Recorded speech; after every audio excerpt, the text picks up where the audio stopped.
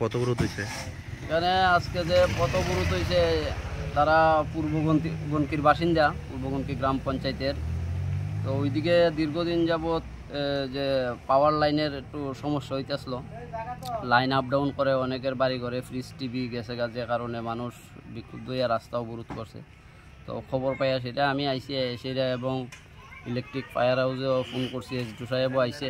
Hour পরে তাইলে নিজে স্পট ভেরিফিকেশন করছে, লাইন ভেরিফিকেশন করছে যে ইমিডিয়েট আজকে রাত সকাল 10টার মধ্যে লাইনের কাজ শুরু হইব এবং যেখানে যেখানে ফল্ট আছে সব কিছু ঠিকঠাক করে দেওয়া হইব। এই কথা আমি যখন জনগণকে কইছি তখন তারা পথবরোধ ছাড়ছে। এই সমস্যাটা কতদিন ধরে হইতেছে? ভোল্টেজের সমস্যাটা আজকে 2.5-3 মাস ধরে এরা আমার জানাইছিল গতকালকে, যে আমিও বাড়িতে আসলাম না, যে কারণে এরা গতকালকে জানাইছে। কিন্তু আজকে যে পথবরোধ করবো এরা বিক্ষুব্ধ, এটা আমার জানা আসলো না।